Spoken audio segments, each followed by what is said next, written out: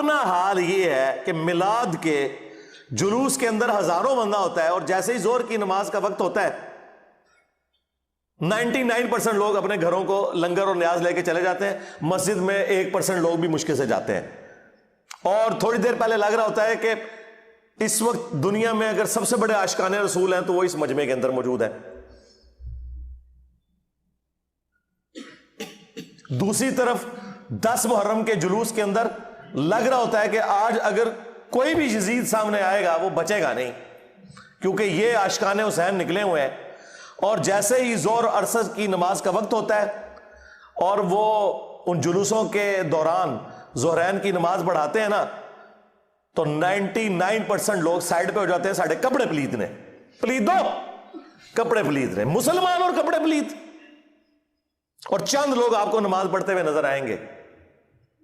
یہ پریکٹیکلی مسلمانوں کی حالت ہے، اور ان مسلمانوں کو قرآن کو آگ لگانے کے اوپر غصہ آ جاتا ہے۔ بہت اچھی بات ہے، لیکن قرآن کو آگ تو آپ لوگوں نے پریکٹیکلی لگا دی ہوئی ہے، قرآن کی کسی بات کے اوپر عمل نہیں کر رہے۔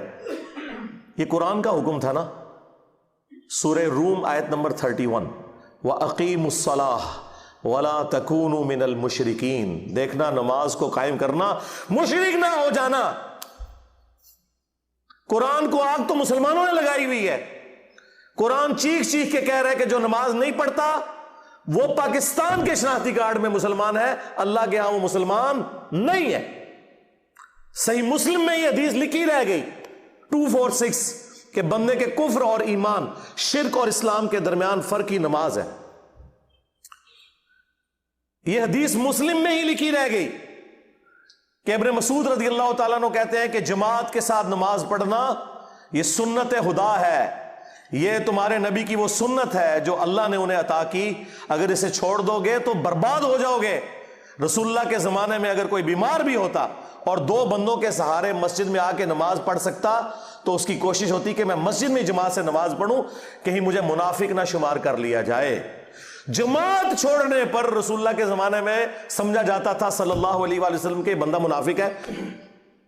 صحابہ کرام کو، اہل بیت کو کب معلوم تھا کہ ایسی امت بھی آنے والی ہے جو آپ سے بڑا عشق رسول ہونے کا دعویٰ کرے گی اور نماز ایک نہیں پڑھے گی؟ تو وہ کہتے یار یہ تو بڑا آسان اسلام ہے۔